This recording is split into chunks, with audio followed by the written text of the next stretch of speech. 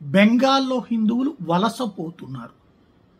ముర్షిదాబాద్ ప్రాంతంలో జరిగినటువంటి దాడులు, అక్కడ చివరికి కొంతమంది వెళ్ళి ప్రభుత్వ కార్యాలయంలో దాక్కుంటే ప్రభుత్వ కార్యాలయం మీద కూడా జరిగినటువంటి దాడి.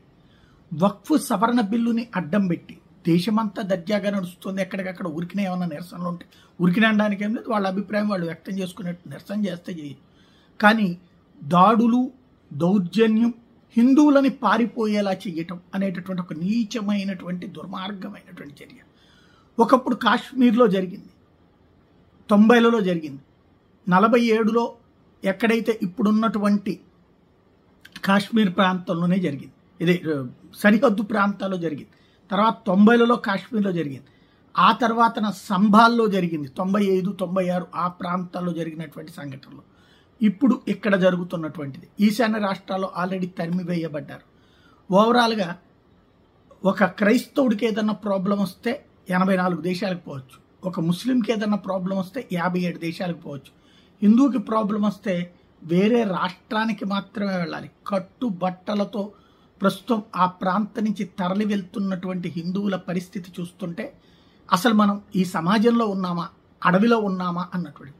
చాలామంది ఆ వీడియోని షేర్ చేస్తూ ఇదే మన భవిష్యత్ పరిస్థితి అని హిందువులే పెడుతున్నారు. ఎస్, కరెక్టే. ఎందుకు పెడుతున్నారు వాళ్ళు? మనల్ని అలర్ట్ చేయడానికి. కరెక్టే. కానీ ఇక్కడ పాలకుడు ఏమవుతున్నాడు? మోడీ ఏం చేస్తున్నాడు? ఎస్, బెంగాల్లో మమతా బెనర్జీ అనేటటువంటి రాక్షసి అక్కడ పరిపాలిస్తోంది. ఆ రాక్షసి నుంచి కాపాడుకోవడం అక్కడ హిందువులకి చేతకాలేదు. ఎందుకయ్యా అంటే అక్కడ ఉన్నటువంటి ముస్లింలు మెజారిటీగా ఉండటం, ముస్లింలందరూ ఓట్లు వేయటం, హిందువులు సంపూర్ణంగా ఓటు వేయకపోవడం, మేబీ సంక్షేమ కార్యక్రమాలకు అలవాటు పడ్డారు, లేదంటే మమతా బెనర్జీ తరహా మనస్తత్వానికి అలవాటు పడ్డారో జరిగింది. ఇప్పుడు వాళ్ళు తరిమివేయబడుతున్నారు. మరి ఏం చేయాలి ప్రభుత్వం? నిద్రపోవాలా? చూస్తూ ఊరుకోవాలా?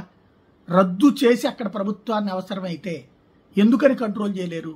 ఒక ప్రాంతం నుంచి హిందువులు తరిమివేయబడుతుంటే జాతీయ స్థాయిలో ఉన్నటువంటి భారతీయ జనతా పార్టీ ప్రభుత్వం ఏం చేస్తుంది? ఎందుకు సీరియస్గా యాక్ట్ చెయ్యదు?